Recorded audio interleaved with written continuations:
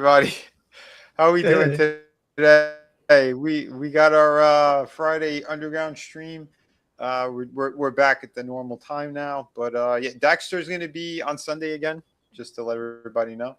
But yeah, we're going to be talking some comics, some other stuff that's kind of going on, the direction of AI, because yeah, more stuff is happening in this industry, and more people are out of work due to it. So we'll probably touch upon some of that, and just the newer applications and implications of what this technology is going to be doing.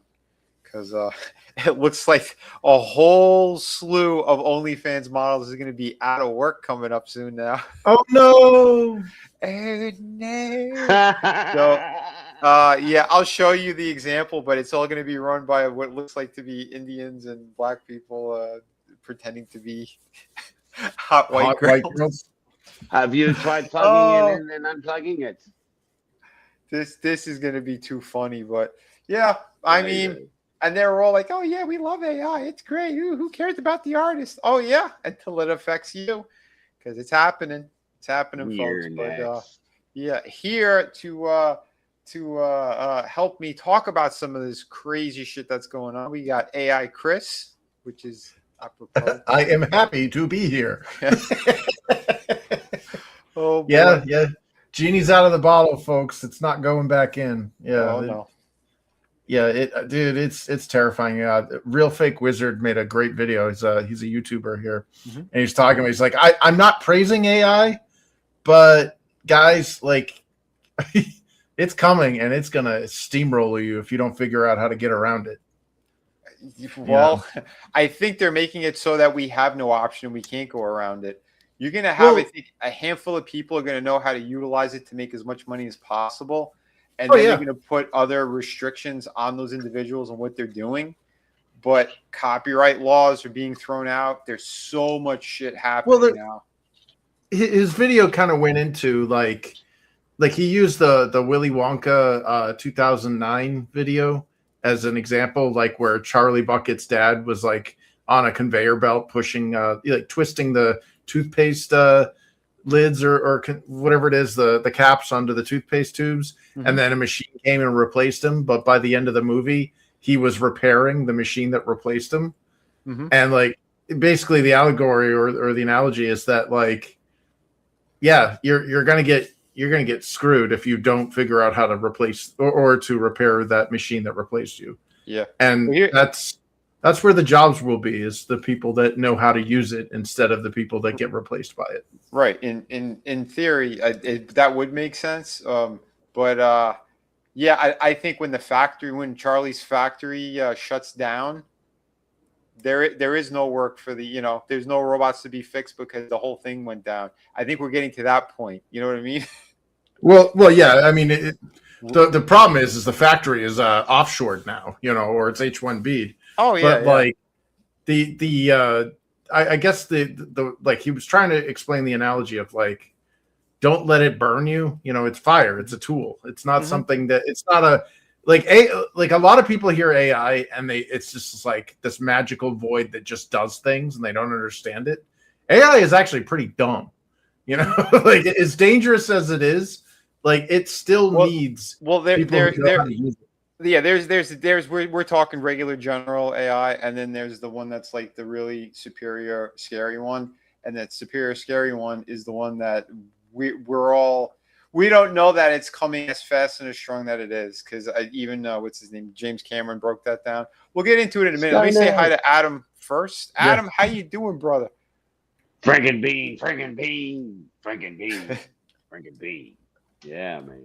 Yeah, doing good. Doing good. Well, it's a great image, brother. But yeah. Oh shit. I hope you're doing well. It's snowing out there. I knew it's getting crazy. I know because it dropped to like the 30s over here. Oh damn, that's not good. Yeah. Last night was freeze your balls off. Earlier today it's like, oh, it's 79 degrees out. Nighttime. Yeah. Here's 30. Choke on that. Well, go from 50 to -9. Oh yeah. Holler at me. Holler at me. Well, and that's it. There's a lot going on. Let me say hi to the chat too before we continue our discussion with art and AI and all that. Speaking of which, we got Iceman Modeler. I know he's a big fan of this stuff. No, he's not at all. Not at all. But Don't hey, blame you him. know what?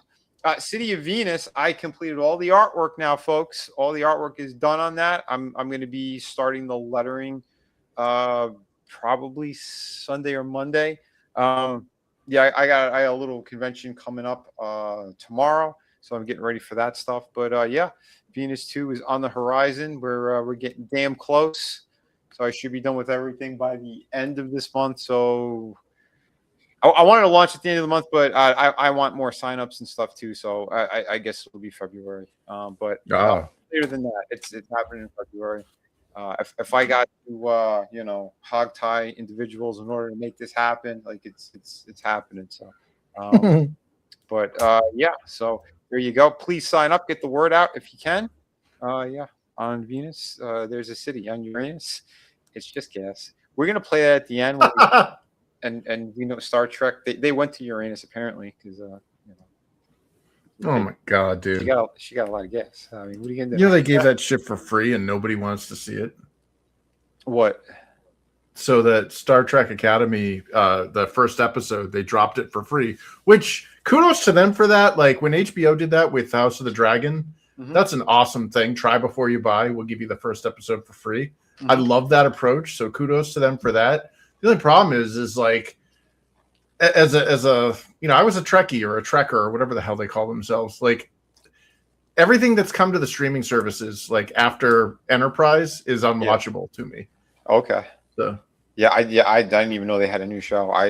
It's awful, dude. It's a bunch of fat lesbians, and they break canon for like races because they wanted to get the Pine Sol lady in there as one of the characters, and it's like. Yeah, and everybody in authority. So everybody in a position of like authority is like a lesbian, like a big fat dumpy bull butch or whatever. Like, and it's like this is not like what the hell? This looks like a bad HR office. Like this doesn't look like Star Trek. Well, you know what? Good for the Pine Sol lady. I haven't seen her in years, so glad she got some more. Well, apparently she's the first Doctor Who now too. That's amazing. That's great. Oh hell no! Yeah, isn't it funny when they go in and they just change canon on everything? Yeah, they destroyed every cultural institution we have. Oh, it's amazing. I'll get into that too in a bit. But Lion Ratton, how you doing, brother? I don't know why I can't see what this image is on StreamYard. It's not showing me what it is, but he sent me. Oh, there's some kind of icon thing or whatever. Whatever. It's a salute. Oh, it's a salute. Okay, well, we salute you right back. Captain Outis, how you doing, man? Good seeing you. Damn, yeah, your temperatures. Yeah. Oh, dude. Yeah, I'm telling you, it's getting crazy out there, man. We'll see. I know it's gonna warm up a little bit tomorrow, but then it's gonna there's another little cold front coming in. It'll be the 40s, I think. But yeah, it's nuts. And yes, February is right around the corner. Yeah, that's why I'm hustling to get as much done as I could. Like I said, all the artwork, the interior, all the stuff that I needed to put in there is there now. I'm going to start doing that lettering and start building up the campaign and figuring out some other things. I got other little logistics that I need to work out, including the exclusive print for you guys for the early sign up and all that. But don't worry, that's all on my end. You guys, you just got to keep your eyes open, and I'll let you know when we're ready to launch and all that great stuff. It's going to be a beautiful thing because this book is damn glorious. I think you're really going to enjoy it. Some stunning work, cool story, plenty of action. And the story is moving forward, not like a lot of other books where they just want the flash and there's nothing going on. I give you more of this world, how creepy and disturbing it is. You're going to see some other kind of surprises in there. And some heroic deeds and whatnot. And it's we're going in the right direction, folks. It's going to be a beautiful thing. And and again, the book is it's like almost double of the previous one or something. It's like so don't worry, guys. You're gonna get plenty of story, artwork, all that great stuff. You guys demanded it, and it's coming. So that's a good thing. I was saying that too. You mentioned how they like to destroy things. I made a comment on another toy reviewer's thing on YouTube. He was asking about that World War II Wolverine, because he wasn't familiar like with the story itself. And it's like, can anyone explain to me like why he has like straps and they look like they're bolted onto the straps, and it's like he doesn't. Did he not have claws then, or? So I wrote him. I let him know. I went, oh yeah, in the World War II era, or whatever. He didn't even know that he had claws.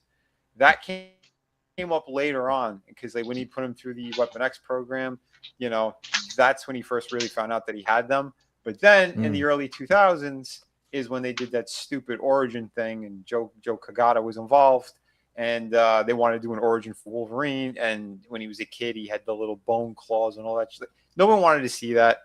When you take the mystery out of certain characters, you really screw up everything. And you know, they tried to retcon it and all that, and they screwed it up, if you ask me. But if you go back into those older books, there's even and I said it too, because someone goes, well, that's not true, he knew he was a mutant. No, yeah, he knew he was a mutant because of his healing factor. He didn't know he had the claws.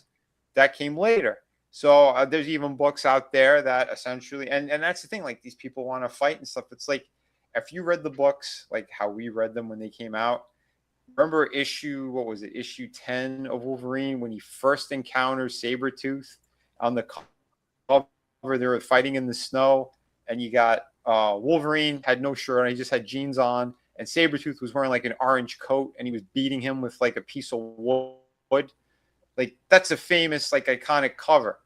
And in there, Wolverine didn't know he had claws at all. And he had a regular fight. He had no adamantium in that because it was like a flashback story.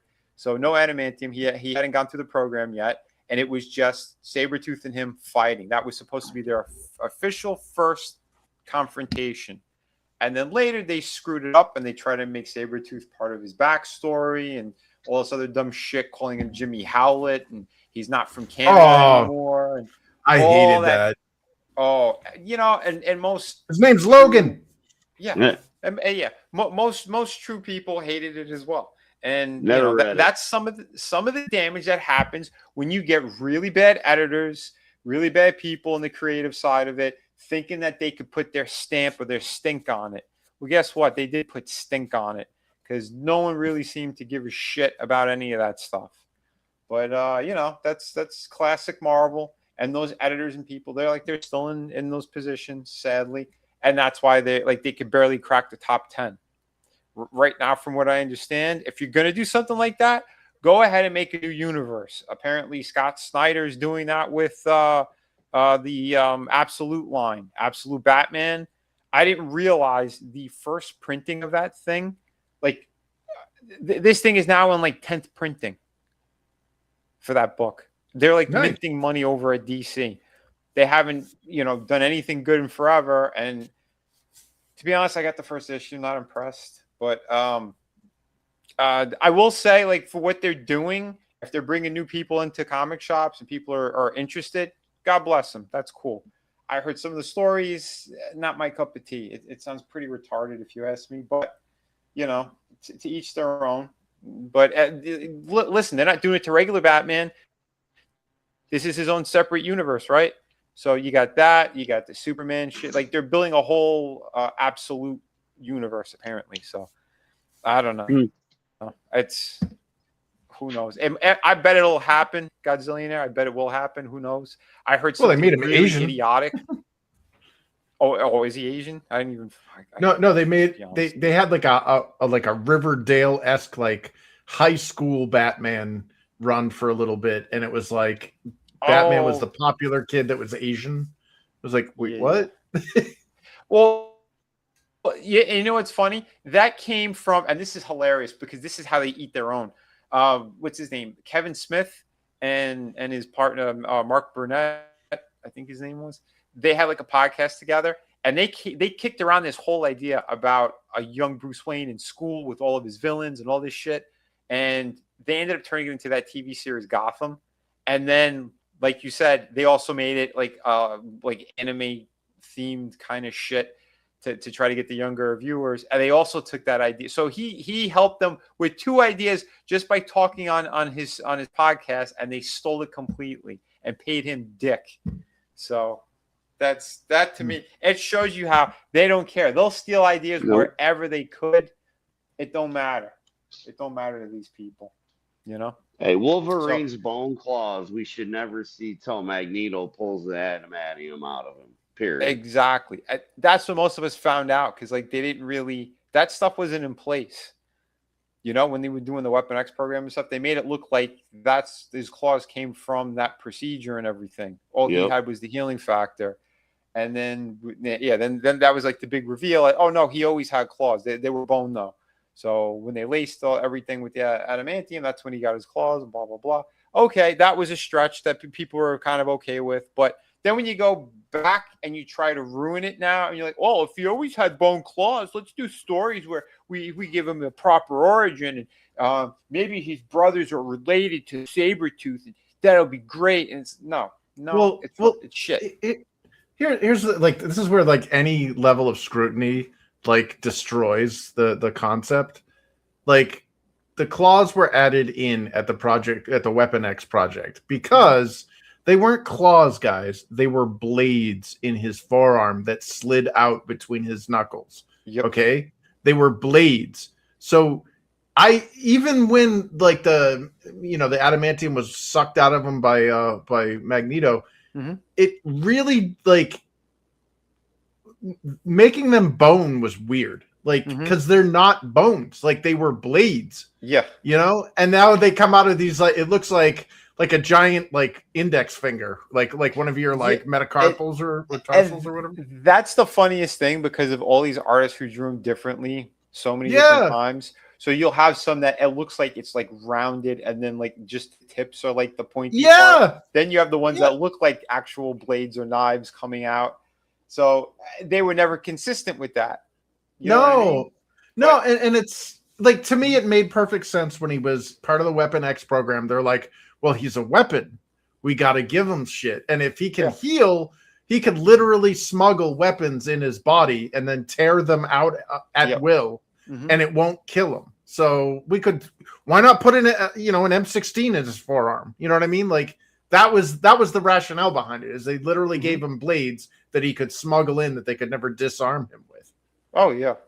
And then all of a sudden it's like no, he's got these little like like little bone dicks coming out of it. It's like what? They look like the thin cheese doodles. Yeah.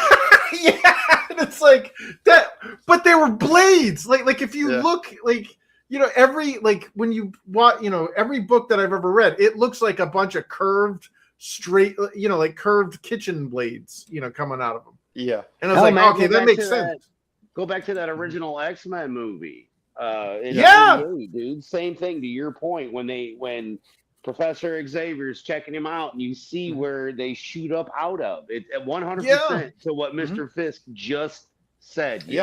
So it's in the comic and the movie. So I started reading it again too. I have the collected edition of the Barry Windsor Smith ones, where they actually do the Weapon X story.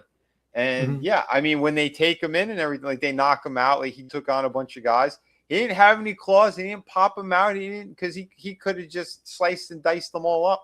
That didn't happen because he didn't even know he had them. Because at that time, guess what? He didn't have them. But I agree because that's what I was saying. Like it was a stretch when they actually gave him the bone claws at that point. Yeah, it was like wait, what? When they took the metal out. And the first time I saw it, I was upset. Then later on, I'm like, I guess it kind of makes sense. But I'm like, but wait a minute. And to me, it always bothered me because, like you said, it's the stupid, like the cheese doodles coming out of his hands. And I'm like, well, then how do you get blades from that? Because if they went perfectly over his body, they'd be all lumpy and shit too. They wouldn't be. Oh my. Oh. And then they gave him to him as a kid. And it's right. How come he never had him when he was a howling mad commando? Like, yeah, right. Oh, because he forgot, he got amnesia and stuff. This is why I can't stand the editors that are involved. And like Jim Shooter was right to flip out on all these people. God rest his soul. Jim Shooter was the man. And this is why they hated him because, well, like a lot of the people working on those books and stuff, because they wanted to do all this crazy, wacky, dumb shit. And he was a purist at heart when it came to them. It's like, write for the character, write about the character. Don't go, oh, I want to see, what would this character do if he was like a lefty? Or if we played around with his story completely. Since he's a mutant, like how come he doesn't just have like bone claws coming out of his eyeballs too? Like that'd be cool. No, moron. Don't do that shit. It's the character is already established. Stop messing with them so much. But they can't seem to help themselves. Well, look at what they did with like, X-23. Like, oh my dude, God. So you know how Logan's got Logan has 3 blades that come out of his forearm because they installed 3 blades into him when they coated his skeleton. So they're like, well, how could we make that like cooler? And they're like, oh, well, like knife boots and stuff. Okay, well, we'll take one of those, like, what is it, like a forearm length blade, Well, we're going to put it so it comes out of your foot. Okay, how does that work when the girl has maybe a size 4 shoe because she's so tiny? Yeah. And, like, she doesn't straighten her toe, like, her toes don't point down so that the blade can slide out of her calf through the foot and then out between her toes. No, it just magically, this like 8-inch long blade shoots out of like a 4-inch like long piece of foot. Yeah. This is stupid. Well, again, more people who destroyed the industry. Oh, wait, it's the same guy, Joe Kagata. Same thing. That asshole was involved, and some other gay frog guy. Apparently, from what I heard, he's trying to take claim for that character too. I wouldn't want to take claim for any of that shit. They're awful. They're horrible concepts, and it's just like, and all it is it's a gender bender of a famous character. That's all it is. And not even a good one either. No, you know what I mean? Like and they didn't know what to do with her in the beginning. Sorry. Well, I was just gonna say, like She-Hulk is gender bending, right? Because it's not just Hulk that they put tits on it. Like the idea was they're like, okay, we've got Dr. Jekyll and Mr. Hyde, and it's a curse, and this guy's whole life is shitty because of the monster inside of him. They're like, how can we make this female? And it's like, well, what if it was like she was a nebbish little like unassuming girl who like gets this, and suddenly she's got the ultimate like female power fantasy where every guy wants to fuck her, And it's like, oh shit, like she's stronger than every guy, so she never has to worry about any kind of sexual assault or anything.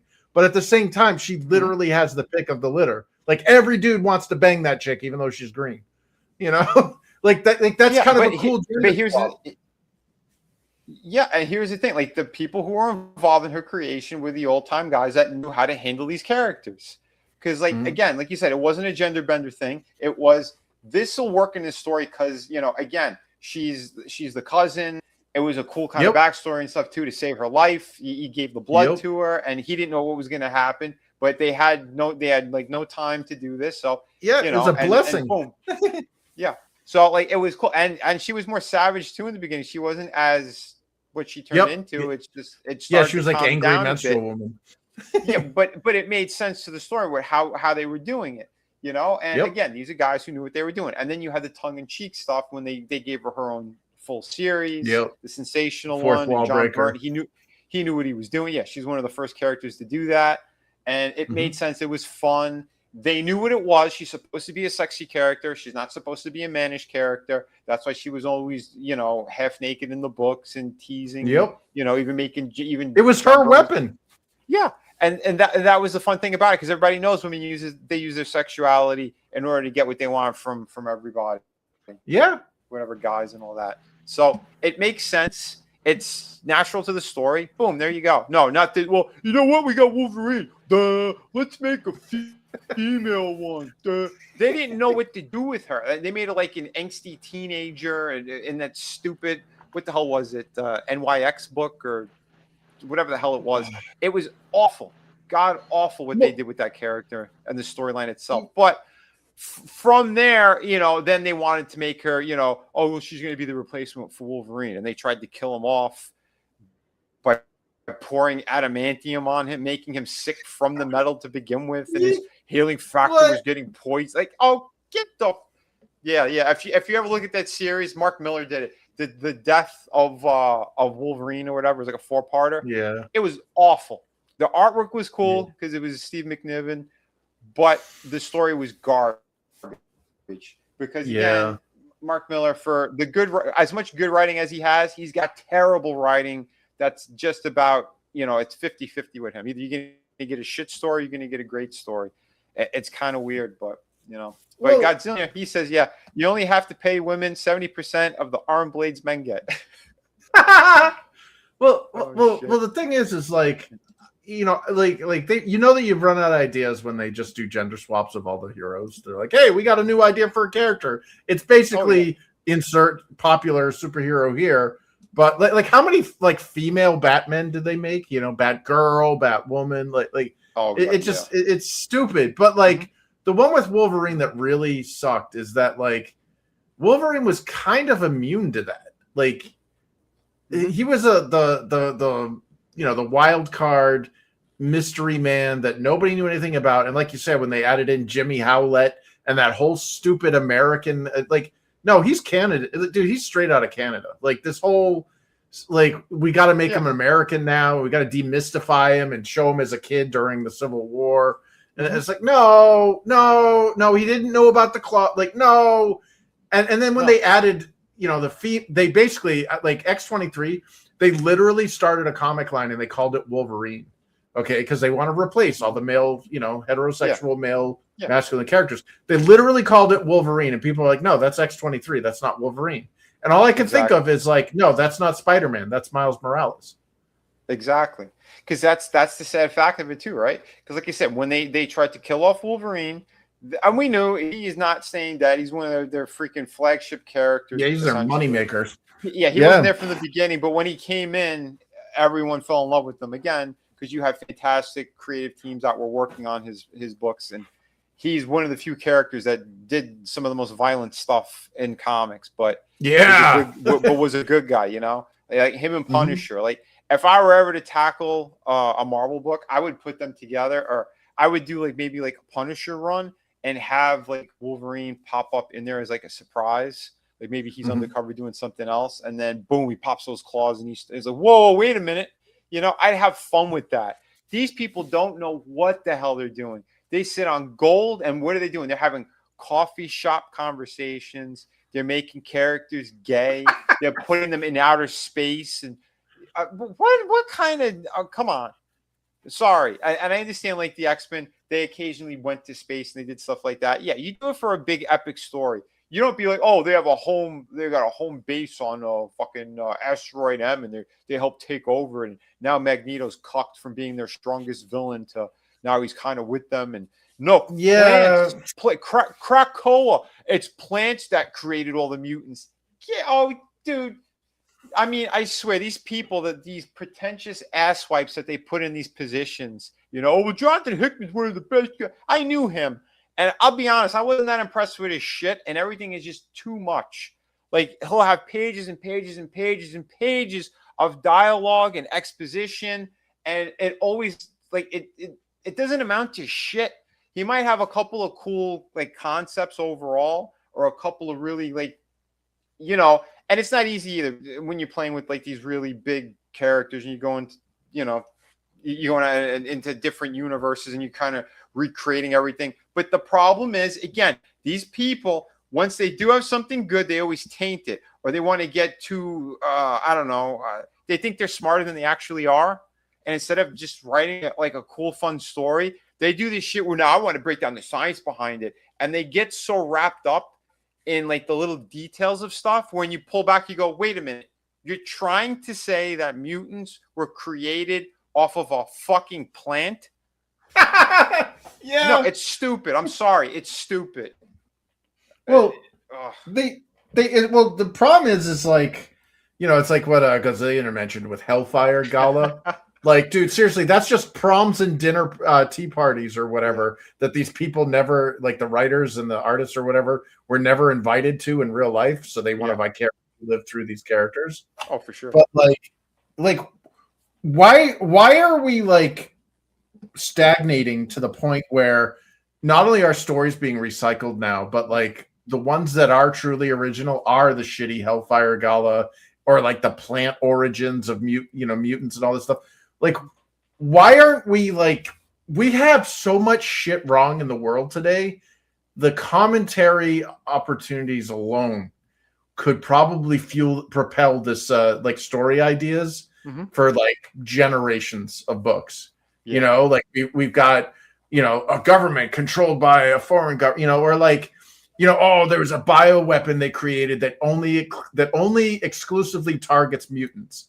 Like, how scary would that be if they had like a cross book, like, event where they're like, this evil, let's call his name Ouchie, developed a bioweapon that kills mutants. It's all, it's like symptoms of the flu or whatever. It's a plague. And it's like people have to figure that out. And we start seeing heroes getting sick and dying from it. We're like, oh shit, this is serious. Yeah, and they don't know it's a rat-like character who's got a white lab coat and he was practicing in a wet market. Like, they don't know this stuff. So it'd be a fun story. And it's like, well, wait, what happened? Maybe Apocalypse. He's the one who's behind it. Maybe it's actually Apocalypse in disguise, because he could mutate his form or change his form. So it's like, oh damn. It wasn't a rat-like guy with glasses and a lab coat. It's actually one of the main villains of the damn story, in their universe. Or you could even turn villains into heroes, because mutant villains are now dying of this too. And it's like all the humans are like, what's the problem? We're totally fine. You know what I mean? And it turns into a philosophical, like, you could do all sorts of cool shit like that. But instead, no, we need to have dinner parties or coming out parties or gay marriages or like things that nobody, like, half the time I wonder if I'm so out of touch with the kids or whatever these days, because I'm in my 50s, and it's just, I don't see how any of this is appealing anymore. Like, there's I look back at old stuff and it's like, this is awesome. Like, it's not that's why the sales are in the toilet everywhere. And it's like, it's very easy. Get rid of all of editorial at these companies and put in people who are actually respect the artwork, respect the old stories. I would sit there and have a real interview with them and be like, are you a fan of Jim Shooter or not? And if they start flipping out, you go, you know what? You're not getting hired. Thanks. We need people who actually care about the characters. But Slash, what's up, brother? Good seeing you, man. Hey. Yeah, so Lion Ratton and Shifty are talking about the legacy virus. Okay, yeah, that's basically what I was building up. Like, what, or maybe do it in reverse. What if there was a virus that mutants are all immune to? Yeah. So you're watching. Yeah, you have the human race dying off, and these mutants are like getting blamed for it, or like, again, this is just being built off of the Ouchie stuff, the whole vid stuff. But like, you've got all these storytelling possibilities to do something that's like action and adventure or whatever, and instead we get pretty princess and Bobby, you're gay, and let's have a wedding, and let's talk at a dinner party. A character, again, one of the original X-Men from the 60s, who was a womanizer. And then they just now he likes to smoke pole. Get out of here, garbage. But the Lion Rat, he goes, they try to shy away from any storylines that could be interpreted to make the left look bad. And that's the other thing, because these are the people that are behind these damn companies. And they made it look like, oh no, they're not involved. They're not. Yeah, it is 100%. It is. Well, also, I had a conversation the other day with my buddy Aaron, over at Immortal Rising Comics, and my friend Derek, who did the Ballad of Celestials book, and we were talking about like why lefty media is so repellent to us today. And I think it was Derek who actually like summed it up perfectly, where he's like, well, because we no longer have philosophical questions being asked in our stories. Like, lefties don't like to ask questions and leave things for interpretation because it's a cult. They want to tell you how to feel, or they want to tell you an answer. And like if you look at the original X-Men, it was an allegory of Malcolm X and Martin Luther King Jr. The idea of, you've got the civil rights movement, like that was around during the X-Men's kind of genesis. And it was like, okay, you've got the Malcolm X style, violent, like by any means necessary Magneto, who's like, dude, I've seen some shit. You can't reason with these people. We're gonna basically kick their ass. And then you got we could peacefully assemble. Let's give peace a chance, kind of Charles Xavier / MLK stuff. But it was never. They never said this is good, this is bad. You have to do it this way or whatever. They're asking you as the viewer to be like, well, maybe the Brotherhood of Evil Mutants aren't evil. Maybe they're justified, or and we don't get that anymore. No, we don't. Because, like, all right, well, we're going to go into a time machine for a moment. Let's go back to when Jim Lee and Chris Claremont, when they started that X-Men. So not the main Uncanny X-Men, when they did the regular spin-off. You know, the one that is still I think it outperformed every book in history now with the sales on that thing. That famous run where, you know, they had all the gatefold cover and they all connect and all that. That series, and again, Chris Claremont, he only did the first 3 issues with Jim Lee, and then it was Jim and I believe John Byrne that wrote out like the next bunch of them. But in the very first book, if you guys remember, at the end we had like a prelude to what was going to come, and it looked like the Brotherhood of Evil Mutants was going to be popping up in there. It looked like it was going to be a bigger book all around. There was a lot more that was going to happen until, you know, they swayed him over with the Image deal and all that. So Jim did about, what was it, 7 issues, I think.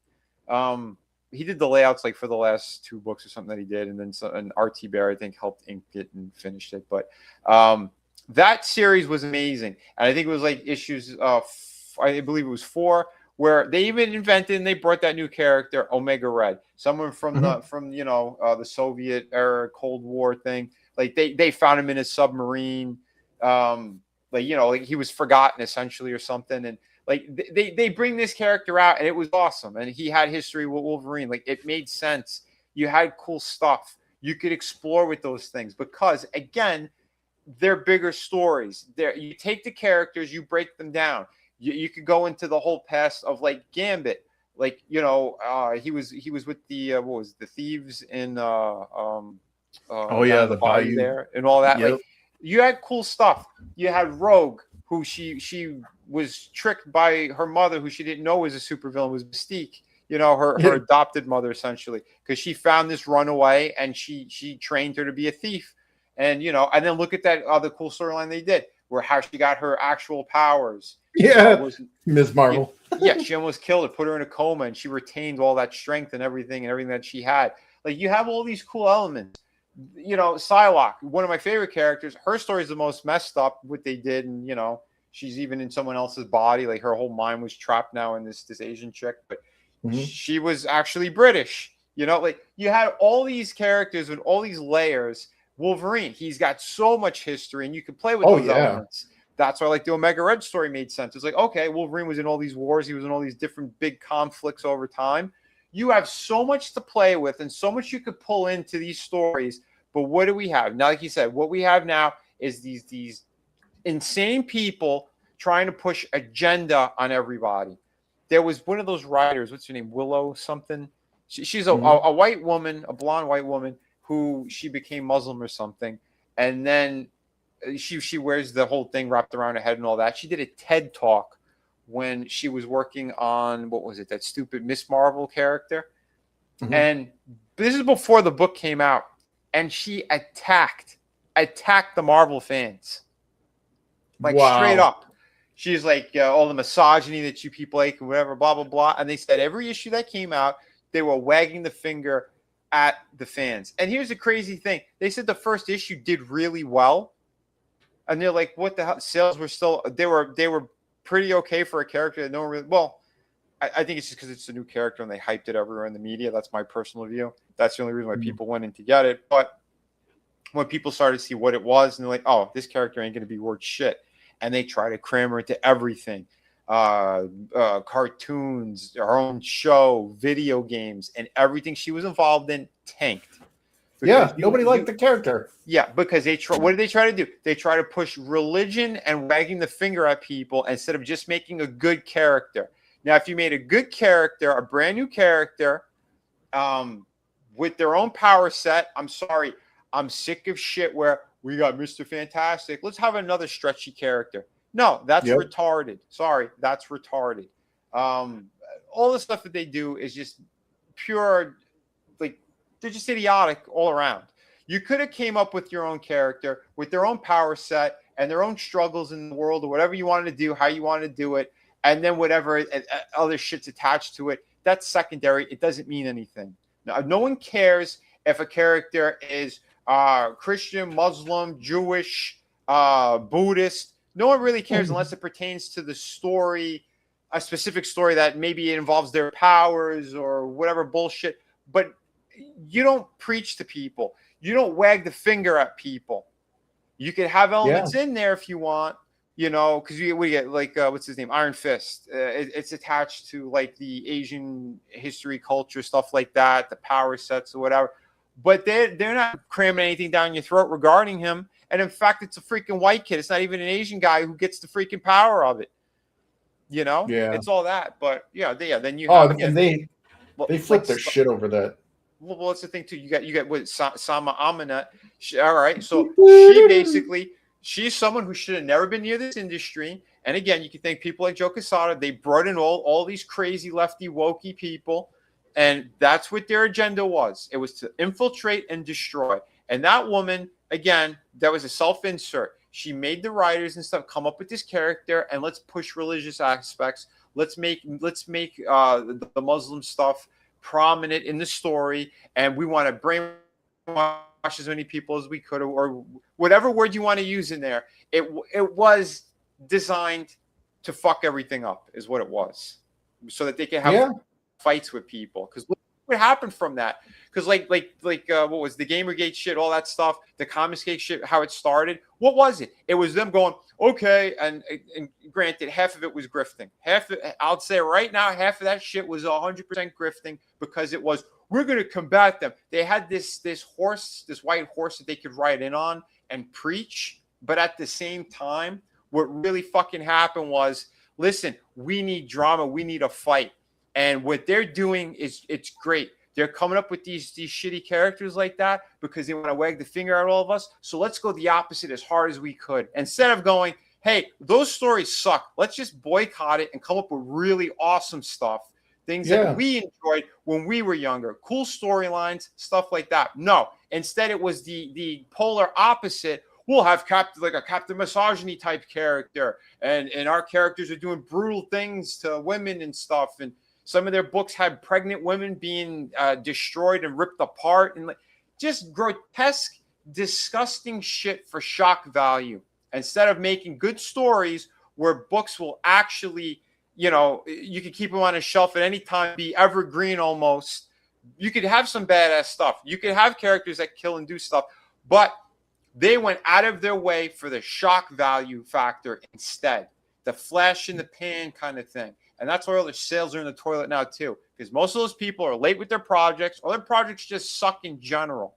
Because they're trapped in this 1990s design mindset or whatever garbage.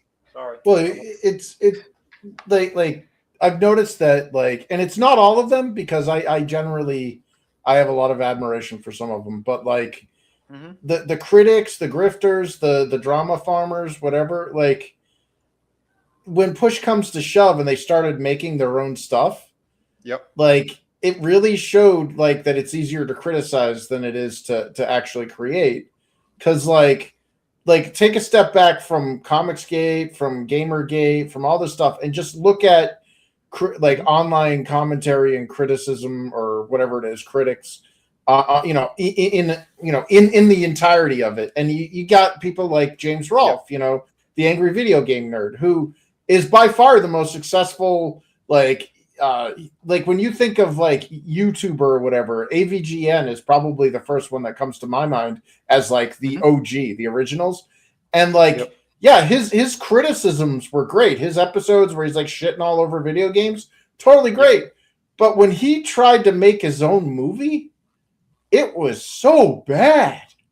It was really bad. And that's a common thing. That guy with the glasses did the same thing. They did their own little unwatchable videos, and it's dude, stick to criticizing, because you suck as a creator. Oh yeah, but I mean, and again, like you said too, though, some of the ones in those circles, I'll be honest, there's only a handful that I actually enjoyed. You're one of them, not just because you're my friend. I genuinely I fell in love with your book before I even really knew you. Because again, it didn't have that garbage in it. You had a great story, and I was enthralled with it. I was sucked into it immediately. So you have something like that. Red Gaze, his books were fantastic. He has really great stuff in there. Brian Kriskow, Six Gun Gorilla. That stuff was great. There's no woke shit in there. And that guy, I know his views were a little more left leaning, but he's someone who's reasonable. So like you could talk to him, you could hang out. He's a great guy. You know, I consider him a friend too. He's a good dude. He's been on the channel, you know, in the past multiple times. But like they had good stories, fun stories, you know, stuff that you want to be sucked into. You enjoy reading. You can pick up any time and read again. You know what I mean? It's stuff like that. There's a handful of others. Like, I can't think of them off the top of my head, but like I'm saying, the people who actually gave a shit or wanted to do bigger and better things, not just the ones who are like, we're going to combat wokeness. And then at the same time, they're going, well, we were never part of that really. You know, yeah, the Richard Meyer and all his shit. He literally came out and said he wasn't even part of the damn group. He wasn't part of CG. He wasn't part of any of that. It's like, wait a minute, that's what you wrote off of. That's everything he did was writing off of that. So all these people are full of shit. The ones who actually are still creating or doing good things, like I hope we all get more spotlights, you know. But here's the thing: you got to finish the work. You got to get the books out there. And most of these people, they're not even doing that because, again, like Lion Ratton said, they changed the terms of service. The new owners, they're not letting this shit happen anymore. And God bless them. Well, I wish the other ones did that sooner, to be honest. Because what breaks? Oh, sorry. No, I was saying, yeah, because those people did so much damage to all of us. They're extremely late books or books that'll never be released, no refunds, no nothing. That's what made everything dwindle down even further. And that's the sad fact of it, you know? It sucks ass. Well, like what breaks my heart, and you know, this is like when you start getting the disillusionment of it, is you buy into the whole hype of, you know, fuck the corporate media. We're going to make our own solutions. Rah, rah, rah. Yeah. And that, you know, I know there's all sorts of other terms in there, the or whatever. And like, you know, be a solution instead of part of the problem. Oh, okay, fine. That's great. But like at the end of the day, it's all about social media popularity contests, and the quality of your product, it doesn't mean shit because a lot of these people get all hyped up on the social media popularity stuff, or like the established brand of, oh, they're veterans, or they've got Blaze Media backing them, or you know they've got long established YouTube channels or whatever, and the books are almost like auxiliary, like they're you know, they're superfluous. They're really more of like YouTube merch than the actual focus. So there are people that like these books make, you know, like I'll probably never break the $10,000 mark, and it's sad, but at the same time, I don't want to be what I need to be to break that $10,000 mark, because it's not about the books, guys. It's about how much, you know, clout you can chase or whatever. Because these people don't even read the books. Like the backers don't read the books. Exactly. And it's the same thing as the mainstream. It's about the control. It's about who's the one who's at the top of the mountain, and you got to kneel down to them kind of bullshit, because that's what happens. They pulled in so many of those people, and there's people who fought for them for years and years and years. And guess what? The second that they don't like what's being told and they want to switch the narrative, they get kicked out instantly. So that shows you there's zero loyalty in those groups as well. We've seen them all with their knives in their hands, slitting each other's throats because they don't give a shit. Like you said, it's a king of the hill. It's that bullshit, which again falls back into the lefty and the controlling shit, whatever. It's all the same garbage. It is. It really is, because it's like people like to do like the left and the right now. These are these things that they do to get people to fight amongst one another. Like again, you made the example, someone who was backed by Blaze and all that. So they try to have the factions of that guy's books versus the other group's books. And which side are you on? And that's what the bullshit they were doing. They were trying to have all these people fight so that they're the ones who reap in all the rewards. Because we're going to do a million streams about this stuff. We're going to see, oh, what's so-and-so doing today? Let's get more trolls to go attack them. Let's do this. Let's do that. They just keep lighting these little fires, like George Soros, where he's paying off, allegedly, he's paying off these groups to do all these crimes in the streets. Sorry, I had to say allegedly. We're still on YouTube.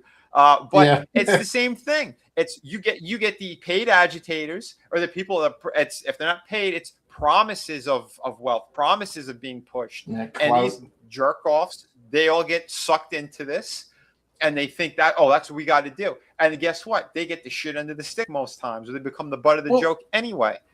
It's just But it's like tiring. the more street level part of this issue though that saddens me is that it broke my heart. Like it was real depressing. Coming back from I chased a dream career, it blew up in my face, it left me homeless. I had to move back to the East Coast. After throwing everything I had into a video game career that clearly wasn't for me. And I wanted to do something creative, and all of a sudden, all of my hobbies started going, woke, gay, and blackwashed and shit. And I'm basically being told by these businesses they don't want me as a customer anymore. So that depressed the shit out of me. Oh yeah. And I'm like, okay, well, I could either wallow in this depression, or as Aaron calls it, Black Chad, or I could keep creating. Yeah, I can try to make my own, like go back to what I enjoyed when I was happy. And to me, that was my teen years with this, Infinitel stuff, like the role playing shit. I was like, oh, I can do that. And like, even if that was just from the creative element, I was also still pursuing the consumer element, which is, oh, okay, there's indie guys that are providing alternatives to, this corporate stuff that's all black and gay now. And I'm like, okay, well, let's look at this. And so I back several books and I've read them and I'm like, oh, sweet, let's geek out about them. And then I realized that nobody backed these books to read them. They backed them because they wanted to support their YouTube personality or their social media. Or God forbid you read them. Did you see how bad they really are? No, I'm not. I'm a creator myself. I'm not just attacking. But it's just there are some gems. I'll say it. There were some pretty decent books that were. It's sad when you can't geek out about them anymore. Like that was what I miss about. I miss talking about. Oh, dude, you remember when? Like we were just talking about Wolverine for fuck's sake, and about the theories behind his blades versus claws and all that shit. Why are we not doing that about indie stuff? Because there's all these like weird stigma, like. There's the popularity contest shit. There's the mudslinging. Like anytime any kind of criticism or conversation that maybe the creator or the clicks or whatever don't approve of, it turns into this like smear campaign and the like online assaults and stuff. And it's like, so you're telling me that I can't enjoy the mainstream shit because it's all black and gay, and I can't enjoy the indie stuff because anytime anybody says anything, it's like, oh, you've just destroyed your career possibilities because you're a creator as well. Like, there's got to be like what the fuck, guys? Like, this is all dumb. It's ridiculous. And now what they're going to do is, as the industry falls apart, you're going to see even more of the mainstream people are trying to come over here. The ones who can't get the movie work because AI's stealing all the jobs. So they're okay. We're going to do our own indie shit and try to do quick Kickstarter and Indiegogo and all that shit, all the crowdfunding stuff. And a lot of them, they can't write. They can't come up with cool characters. They were trained how to be these these corporate slaves essentially, and just they only know how to draw those characters. And when it comes to their own shit, like there really is nothing there. I'm sorry. There's a couple of people that people are trying to praise their shit. I'm sorry, their books suck. Some of these names or their little clicks or whatever shit. Yeah, because they always do this. They always do this. Even the ones who separate from some of the bigger names and they're still from the industry. I've seen them. I've seen them sitting around in their little tables and they think like they're the hottest shit because right now it's a retirement package for them making these books. They keep getting their royalty checks. They don't care. None of them have helped out actual talent coming up. None of them. Before they left the industry, these people could have helped people, and they didn't. They didn't give a shit. You got maybe one or two, you'll hear a story here or there, but not really much. And the ones who actually, I knew one for fucking close to 25 years or so. And the only time I asked this person for an actual contact, he gave me the contact to an editor who died. I said, is this some kind of a fucking sick joke? Wow. Yeah, I'm like, what kind of pieces of shit? Like, we'll say the guy's book. Yeah, there you go. More garbage. But again, it's unbelievable how some of these people are, And again, me and the dude's wife, like we came from the same town in New York and everything. Like I thought these were going to be good people. Nope. I found out who Trace is and everything else. And now we're getting into some really crazy shit because a lot of these guys now all they want to do is use AI to get their work done. so they can try to crank things out quicker. I noticed that they're all using Grok and these other programs now. Like, it's one thing if you're going to use it for your trailer, but now you're using it in your artwork and you think that it's cute or fun. Oh no, my friend, now we're getting to some really dangerous waters there. Okay. Yeah. Because there's a lot of these people that are scumbags, and yeah, Lion Rat, and that person's also besties with Joe Quesada, and was kind of acting like his little fucking spy in the beginning years of the CG shit, before he ever called himself. I don't even know if he ever called himself that, but I know up until a certain point when they were trying to attack me or whatever, I called him out. I said, "Did he ever say he was?" No, I didn't think so. So again, these people do what they want because they have their connections, they have their buddies in these corporations, and they still get their little work, and they're sitting in a little pile of money. They get upset because the numbers went down, and they try to blame the other people. Oh, when we were coming up, we try to help everybody. Giving somebody 5 minutes on a fucking live stream and not really getting in depth with anything, and just kind of be like, "Oh, here, I'm throwing you a bone. I'm throwing you a bone," and acting like you're an arrogant prick. Sorry, that doesn't do anything for anybody. How about having a real conversation as if you just met someone in a convention and you don't want to sell anything to them? You just want to have a cool conversation because, hey, maybe this person's a creator too. Maybe this person has some really cool ideas. I don't know, something human. Nope. It's all about some kind of sick fucking thing that they do, an ego thing, how many people they could milk the dollar out of. It's all very scummy is what it is. Well, no one knows how to be a person anymore. Well, it's the mercenary approach, and a lot of when I was in the video game industry, dude, it was real easy to start seeing who the coworkers were that were just there to do the job, and they enjoyed what they were doing, and then there were like the mercenary, like the office politicians. Who were you can tell, you can hear it in the voice how fake they are. They fake emotions, and it's like, God, you're not a Hollywood actor. You're not doing a good job of this.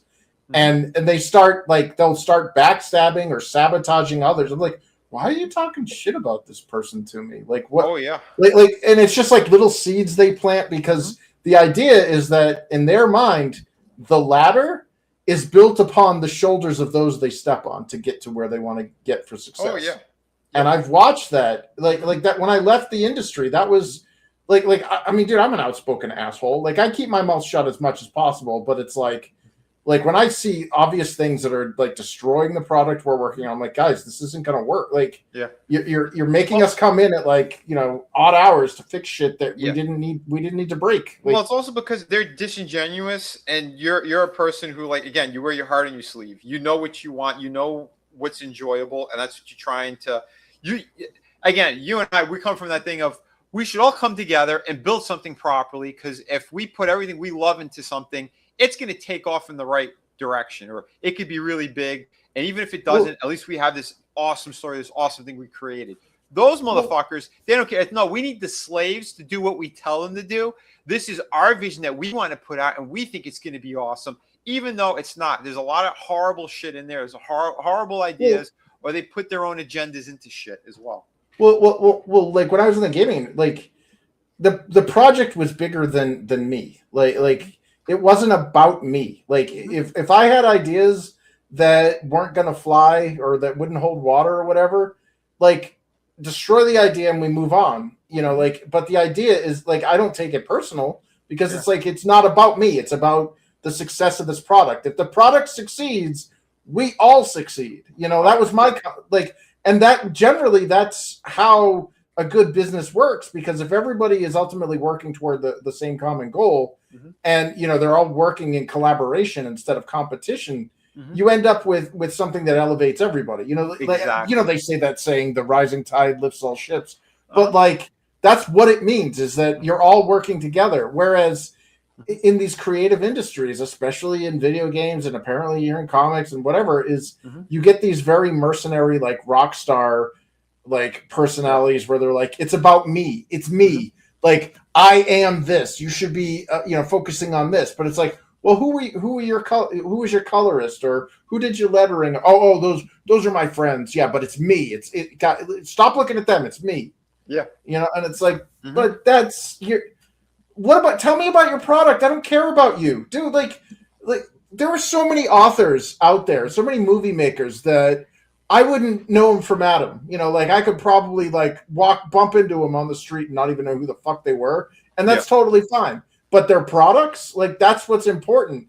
And this whole thing has become the opposite, where they're like, you know, you're like, tell me about your book, or tell me about your story. Like, who's the main character? What's it about? Oh, that's cool. You know, none of that. It's like, well, I'm a industry whatever, or I'm friends with so and so, or this or that, or you know, and it's like, well, okay, that's good, but I don't care. Yeah, exactly. You know, it's wild what all this shit turned into, but yeah, and again, like you said, it's just that's not their priority.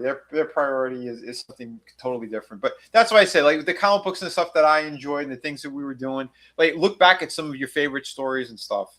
Like Stan Lee and like John Buscema, they worked amazing together because they were just trying to create like really awesome stories. Yeah, Big John, he wanted his paycheck obviously, but you could tell like some of the books that he didn't want to work on, and they gave him like a little run here or there, and he's like, okay, this isn't really my cup of tea. And they're like, okay, well, here, we'll put you on something else. And then they put him like on Conan, and you could see how he took off. He loved Conan, you know, some of the shit that he did with Wolverine, awesome. He didn't like Spider-Man. He couldn't really draw the character. He couldn't connect with. But they heard him out, and they went, okay, let's put you on something better, or something that you do like, or what's your strength, you know? He did a couple of Punisher books that were fucking fantastic. It's because you want to have fun with this stuff, and these people don't know how to do that anymore. Their fun was trying to insult people, attack people, you know, have a back and forth with the mainstream. They had their paid agitators who would come in and professionally try to attack everyone on the indie scene. You know, it was all that shit stirring, and a lot of that stink is still on everything right now. And the mainstream proved what it is, that they didn't care about anybody. They only cared about their own almighty dollar. But then with the agenda shit that they were pushing, they were told to from the corporations, and the corporations who are owned by other stuff. Because let's face it, both Marvel and DC, the agendas that they were putting in is coming from higher up. And that's why they were hiring those type of people. And why some of them are still working there. There's a good amount of them still working there because they didn't care. They kept getting their bailouts. Well, it got to a point where they don't give a shit whatsoever. If comic books closed up tomorrow, they don't care. We still have our IP farm. That's all they give a shit about. Yeah. We could still put out a bunch. Here's the new Spider-Man t-shirt, underwear, fucking bed sheets, towels, toothbrushes. They'll still make a fortune. They don't give a shit. You know? They got billions of dollars, these companies. They don't care about anything or anyone. It was up to the creative people to get that shit off the ground. Well, now AI is doing a bigger number on all of that. And most of these people now, they don't want to learn anything. They don't want to learn the basics of storytelling in the visual format. A lot of them are they're gearing up for, hey, AI is going to do all the heavy lifting. All we got to do is come up with like some kind of like subplot story thing or an outline. We only need a little outline, and the computer will do the rest for us. And you could tell because these stories all suck. The artists, like their caliber is falling down. You got a handful of people in the industry that are still really good, and they're the only ones who are really getting the work. You got that one guy, he's working at DC, and Skybound just picked him up on Transformers. Dan Mora, he's been doing great stuff over there, and they're burning him out. I think he's working like on 4 or 5 books. That's wow. He's that fast. But I flipped through a couple of like the latest ones that he worked on. His quality went down dramatically. I used to really enjoy picking up his stuff, and I'm going like, and I would go out of my way to be like, okay, wait, what did he work on? I asked my friend who's more into this shit, and I just get a couple of the key issues that he did, or if the story was kind of decent. Because I enjoy looking at his stuff. It gives a little bit of, you know, the extra spark of imagination, or he's, you know, you appreciate and respect another artist's style and skills. And the latest books, it's like, wow, it looks like fucking chicken scratch. Like, what happened? You know, he's giving his attention to one book primarily, which I get and makes sense. But at the same time, all the other ones that he was working on, the quality's going down dramatically because they're burning him out. Because these companies, they just want the workhorses. They want the guys that they can keep whipping. Oh, you're how old? Oh, you can crank out a whole bunch more shit. Beautiful. Oh, you work digitally? You're even faster than the others? Oh, perfect. They don't care. Nobody cares. Yeah. You know? Well, that's the problem also with like corporatizing creativity is that, obviously when profits get pushed up against anything, profits always win. So like look in the medical industry, profits versus human life. Well, if the option is to save a life or make more money, then that person's dead. Like they care more about making money. And that's how with our creative stuff, it's the same thing. It's like, do you want to try to expand on this? Do you want to try to explore or experiment new directions? No, we're just going to regurgitate what we already have because it's more profitable and safe. Oh yeah, yeah. That's how they operate. These people, man, it's crazy. It's crazy what happened with this industry and everything. But it's I think society as a whole. But it goes into the other conversations that we've had that we usually jump to rumble on. It's all attached to that stuff because, like you said, man, they don't want people to have that fun. Captain Outer said it too. He goes, "Yeah, you want the people the play to their strengths and their passions. That's good business. Yeah, it's good artwork. It's good for everybody. It's where they're going to flourish for sure. Because that's what it is, really. When I was running the stuff over at McFarlane Toys, designing all the figures and stuff. Like, I didn't take like the really wicked monster designs and go to the guy who only prefers to sculpt women. It wouldn't make sense. So where you go? You go, oh, that guy over there in the corner. Mike's really good at doing all the really grotesque monsters. So yeah, you want to give him the stuff that he excels at. And it's like, is there something else? Like, and I talked to the guys too. Like, is there something like you're specifically looking to do? Like, what do you really enjoy? Like, oh, like I'm into like werewolves and shit. Like, okay, so maybe the next monster design I do, I'll have elements of that, like some kind of like a werewolf or a beast kind of thing. And then boom, he's happier. I'm happier. We got better ideas that we could crank out. It's stuff like that. I go to the guy who just prefers only making the women pieces and everything. It's like, okay, well, what's the type of character or something that you haven't really done yet before, or what's the theme? Because like whatever the line we're working on, and I talk to them a little bit, and you feel them out. And okay, I want to play to this person's strengths. And guess what? Those are the eras where we had the best looking figures, the best looking stuff. Why? Because everyone was on the same fucking page. It's not like that anymore. And like you said, they're trying to make it more geared towards that egos, greed, the pettiness, and I'll be honest, a lot of us, we fell into that trap early on because we didn't fully know. We didn't know how everything was. We were kind of trusting some people, and well, not fully, but we were trusting how the process was going to play out, of how we were going to exposure, how some of this stuff was going to work. And it all blew up in everyone's face because you cannot build a business off of being just a scummy piece of shit, to being, evil to one another, to trying to stab people in the heart. Because guess what? Your product itself is going to suffer massively. You're not going to have anything to grow off of. At this point, more than half of those people, had they done it the right way, they would have had movie deals, television deals, cartoons, you name it. But what did they do? They try to force their way into the toy market, which is a way harder beast. But no one wanted to talk to the people who actually came from that industry. So, okay, they fell on their faces with it. Their product was shit. Broken fucking toys right out of the package. Or some people, they even got their shit and they were broken in the package. They didn't even open them yet. It was shit like that was happening. Piss poor quality. You go with the wrong people with the wrong stuff. Fine, cool, have fun. But you go, I made my toy. They got product. You got shit. And it was always on sale because the one company that you finally cut a deal with didn't like you. Like those people, like we can't sell this shit, and they're on discount all the time because they can't get rid of this shit product. Because that's what happens. That's what happens when you don't actually have a good fucking character or something nice, fucking profitable. You could actually do something with. You were using it again as something else entirely. You were using it as just, here's my pair of socks that you could buy with my fucking YouTube channel. Like it's retarded. Well, yeah, Oh, sorry. No, I was gonna say this is why, like, I hope people will focus going into the new year and shit. Focus on the more positive aspects of creating, the more positive things about storytelling and artwork. Because I want to start gearing shit more towards that path again. I'll start teaching some more stuff again. I'll start putting up some videos. I got to just cut out that time, after I build everything up here for the campaign and everything. But, I'd rather get back into the fun stuff again. Go over stories we enjoyed, characters that we liked, maybe break down characters. Like, why did Batman work so well? Have like spin-off things like that. I think we get better conversations and more enjoyable, positive stuff. Because I think too many of us, we've been trained for the last couple of years between all the shit that happened with the lockdowns and everything, and fighting with one another, that everyone forgot how to have that type of fun, or how to look forward to things again. Because everything's just shit. I got nothing to look forward to. Like that's a bad mentality.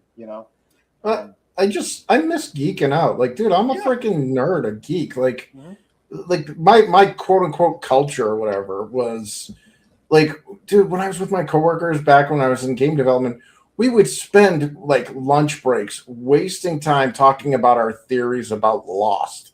We even leveraged a company whiteboard once explaining the Wandering Island. We're like, okay, what those numbers are is they're actually geographic coordinates, and that it's probably Lemuria or Mu or Atlantis. And anything you guys came up with was better than what actually happened. Yeah, it was a stolen concept, the whole thing. But like, oh man, I miss geeking out about stupid shit. I remember I was hiking a mountain once with my dad and my sister. And we were walking down the mountain and the trail, and these kids were coming up, opposite of us. And you're all surrounded by nature, and it was all amazing. You get to see like the Franconia Notch or whatever. And these kids were talking about Pokemon. The whole, like, you could hear them on the trail talking about, well, if you delay the evolution of Pikachu into Raichu, you can get him more powerful if you do that. Like, all stupid shit. But it was like, yes, that's the geekiness. Like, that's the geeking out that I fucking loved as a kid. Oh yeah, like, I agree. And we don't have that anymore. Yeah, when I was a kid, that's all we used to do. That's how I started getting into comic books, because we started reading some of these stories. My cousin would come over, older brothers would be like, you talk about the stuff that they liked or whatever, what we were getting into, and and trading shit to read for the night or whatever. And you know what I mean? It's stuff like that. But I don't know. Like I said, there's still a place for it. And I think we could still push for some better stuff. Gap, how you doing, brother? Good seeing you. Hey. Man. Yeah. Hello to everybody out there. Yeah. Shifty, dude. Yeah. We just did that with Stranger Things, he said. Yeah. Last week. That was the last thing. Like, honestly, like, Stranger Things was like, that's a 9-year-old property now at this point. But like that last season, I wasn't a big fan of that last season. But like, like, that was a cool. I really enjoyed it. I stuck around. I tuned in for all the stuff, and I liked geeking out about it. I did the same thing with Welcome to Derry. Like, I really like that too. Yeah. But like, those things are like one-offs, and they're rare. They're not sustained. Like, you gotta wait another couple of years before the next season comes. And it's come on. Yeah, it is stuff like that. But I don't know. Like I said, man, I think of what we're building, what we still want to get out there. There's hope in some of that good stuff. But this is the thing. Before I get going, I was going to show you a couple of things of like what AI is doing right now. Jesus Christ! Oh my God! I don't know if you saw this one. I can't play the music, but Jesus, is she possessed? Is she dancing Bollywood? I can't play the music. They're gonna hit me for it. But it's like, again, and that's AI. People go, "Oh wait, was that really her?" No, that's not her. She ain't dancing like that with a freaking. No, her tits would come flying out of that thing. Yeah, tell me about it. And I'm all for that. Yeah, I mean, there's nothing wrong with that. But that's why they hate her so much, because goddamn, she's a hottie. Yeah, and then like, again, this is why like they're not gonna need any of these creative people anymore whatsoever, because of where this shit is going. And here, I'll show you an example. There's a ton of these out there now, because it is, again, the lighting, all of it. So basically, they're just like puppeteering now these avatars, essentially. So you can have an Indian guy or someone from a third world country. Oh, damn it with the damn music. There we go. It was 4 seconds. But look at this. That's got to be eerie if you were one of the actors of the show. You're like, wait, that wasn't me. Yeah. This is insane. Would you be able to tell if this guy's video, if his little thing wasn't there? You wouldn't be able to tell. No, I'd be like, yeah, why are all the actors doing these weird like poses? Yeah. Like, and again, I saw like the breakdown, like they're recreating movie scenes now. They had Gary Oldman from The Professional replaced with a monkey. Oh, Hold on. I saw somebody fix Game of Thrones. Oh yeah. Yeah, they did it. So they're like, I saw it the other day on YouTube. It was like, so we fixed the Battle of the Eternal Night or whatever. You know, the one where Winterfell gets attacked by the things, and then girl boss Arya kills the White Walker, like the main guy. Mm-hmm. Well, they did a thing where Jon Snow fights the main bad guy instead and defeats him, and it was like, yeah, that's all we wanted. There you go. Yeah. Easy fixes, and people are going to be doing it out of their own. Well, here's the thing with how this technology is coming. Have you seen some of the Star Wars ones? Oh yeah, I was watching Star Wars Theory the other day, and it was like the origin of the green kyber crystal. Yeah, like that lost. Yeah, that looked awesome. That was phenomenal. I think there was only one part in it where it was like, okay, that was iffy, but the rest of it was like solid. My only gripe with that AI is that it's lacking consistency. Like if you're paying attention, like if you're not paying attention, you're looking at your phone or you're just superficially involved, it's fine. But when like things, it's like, wait a minute, that's not Mark Hamill, or like that one shot where he's like walking and it's like that totally doesn't look like him, or like there's a cave, he's like climbing up a rock wall and the cave is to the right of him, and then all of a sudden he's climbing, like he gets attacked or whatever, and suddenly the cave is now a completely different cave and it's now to the left of him, and I'm like, yeah, that's AI. Yeah, but again, it's not taking much for him to correct it, and you know, no, not at all. Give that guy another couple of days, he would have been able to even perfect that part or fix that part. In you know a year. In a year, that would be indistinguishable. Yeah. Oh, not even, dude. Again, look what they did in 5 months. It's insane. Here, I dropped the Rumble link because I want to play this with audio and I can't play this full scene. So there is the Rumble link. Get over there. I mean, we did an hour and 18 minutes here. We haven't done that in forever, but we're gonna get back to the more normal streams on YouTube, I think. But yeah, click on that. I'm closing out YouTube now. So remove this.